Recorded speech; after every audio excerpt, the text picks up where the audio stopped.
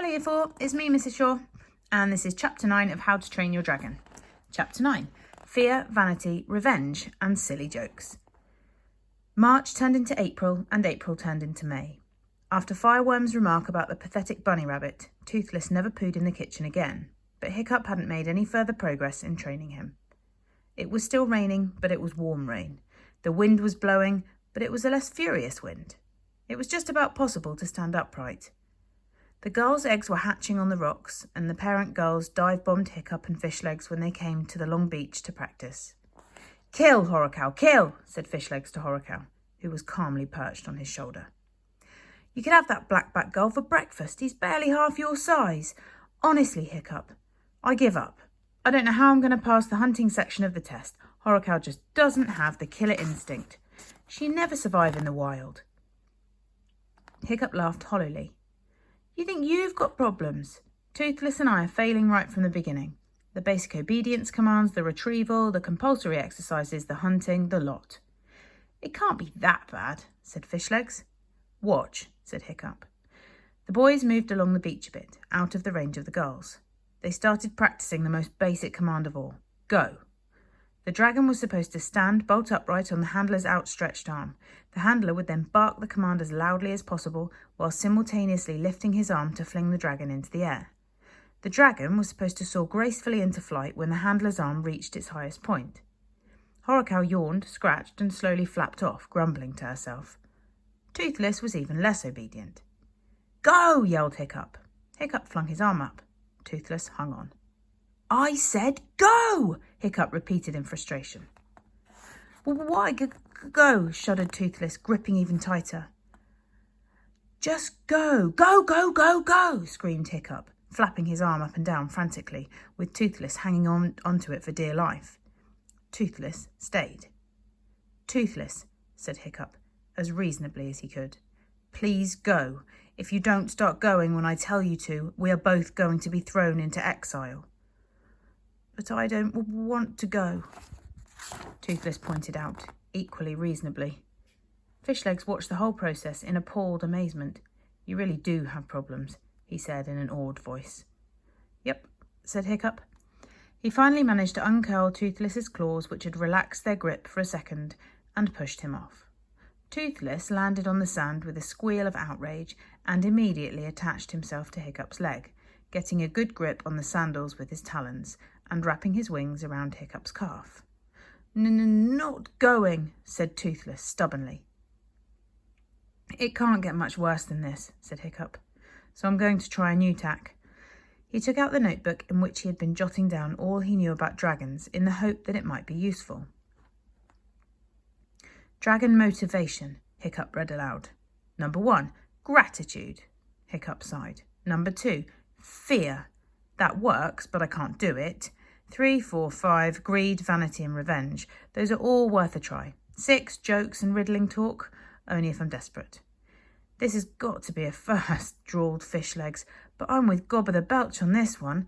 Why don't you just yell a bit louder?" There's Hiccup's dragon motivation notes. All his tricks that he could use, but not the jokes just yet. So here's the page on the Monstrous Nightmare. The Monstrous Nightmare is a terrifying domestic dragon. Dazzling flyers, magnificent hunters and fearsome fighters, they can be wild and difficult to train. By unofficial Viking law, only a chief or the son of a chief can own one. Statistics: colours: emerald green, brilliant scarlet, deepest purple. Armed with scary fangs, extra extendable claws. Fear factor 6, attack 7, speed 9, size 5, disobedience 3. Hiccup ignored him. "Okay, Toothless," said Hiccup to the little dragon, who was pretending to be asleep as he held on to Hiccup's leg. "For every fish you catch me, I will give you 2 more lobsters when you get home." Toothless opened his eyes. Alive?" he said eagerly. Can Toothless kill them, please? Just this once?" "No, Toothless," said Hiccup firmly. "I keep on telling you, it isn't kind to torture creatures smaller than yourself." Toothless closed his eyes again. "You're so boring," he said sulkily. "You're such a clever, quick dragon, Toothless," Hiccup flattered. "I bet you could catch more fish than any of the others on Thursday if you wanted to." Toothless opened his eyes to consider the matter. "Twice as many?" he said modestly, "but I don't want to." This was unanswerable. Hiccup crossed vanity off his list. "You know that big red fireworm dragon who was so rude to you?" said Hiccup. Toothless spat on the ground in indignation. "Said I was a newt with wings. Said I was an incontinent bunny rabbit. Toothless going to kill her. Toothless going to scratch her to death. Toothless going to—" Yes, said Hiccup hastily. "That fireworm dragon and her master, who looks like a pig, think that Fireworm is going to catch more fish than anybody else at the Thursday celebrations. Think how stupid they're going to look if you win the prize for most promising dragon instead of her." Toothless got off Hiccup's leg. "I will think about that," said Toothless. He waddled off a couple of feet and thought about it. 5 minutes later he was still thinking. He let out the odd chuckle every now and then, but every time Hiccup said, "So how about it then?" he just replied, "Still thinking, go away." With a sigh, Hiccup put a line through revenge. "Okay," said Fishlegs, looking over Hiccup's shoulder. "You've tried everything else. How about jokes and riddling talk? I assume you are desperate." "Toothless," said Hiccup, "if you catch me a nice big mackerel, you will be the cleverest, fastest dragon on Berk, and you will make that fireworm dragon look like an idiot, and you will have all the lobsters you can eat when we get home, and I will tell you a really good joke." Toothless turned round. Toothless loves jokes. He flapped onto Hiccup's arm again. "All right, Toothless help you, but not because me being nice or anything yucky." No, said Hiccup, "of course not. Us the dragons cruel and mean, but we do love a joke. Tell me now." Hiccup laughed. "No way. After you bring me a mackerel." "Okay then," said Toothless. He jumped off Hiccup's arm into the air. A dragon hunting is a very impressive sight, even a scrawny infant one like Toothless. He flew across the beach in his usual untidy, lopsided fashion, shrieking a few insults along the way at any cormorants that looked smaller than him. But as soon as he reached the sea, Toothless seemed to grow up a bit. The sea salt awoke him in some ancestral memory of the great pedigree hunting monsters that were his forefathers. He spread out his wings like a kite and flew fairly swiftly over the surface of the choppy waves, keeping his body and wings steady as he searched for the movement of fish. He spotted something and soared upwards in circles until he was so high that Hiccup, craning his neck backwards on the beach, could only just see him as a tiny speck. The speck was motionless for a second, and then Toothless dived, his wings folded by his sides, dropping like a stone out of the sky. He disappeared into the water and was gone for quite a while. Dragons can stay underwater for at least 5 minutes if they want to, and Toothless got quite distracted under there, chasing one fish and then another, unable to decide which was the biggest. Hiccup had got bored and was looking for oysters when Toothless came bursting triumphantly out of the sea, carrying a small mackerel. He dropped the mackerel at Hiccup's feet, did 3 somersaults in a row, and landed on Hiccup's head. He let out the dragon's cry of triumph, which is a bit like a rooster crowing, but a lot louder and more self-satisfied. Then he leant over and stared into Hiccup's eyes upside down. "Now tell me a joke," said Toothless. "Whimpering Woden," said Hiccup. "He did it. He really did it." "Tell me a joke," said Toothless again. "What's black and white and red all over?" asked Hiccup. Toothless didn't know. "A sunburnt penguin," replied Hiccup. It was a very, very old joke, but apparently it hadn't made it to Wild Dragon Cliff. Toothless thought it was hysterically funny.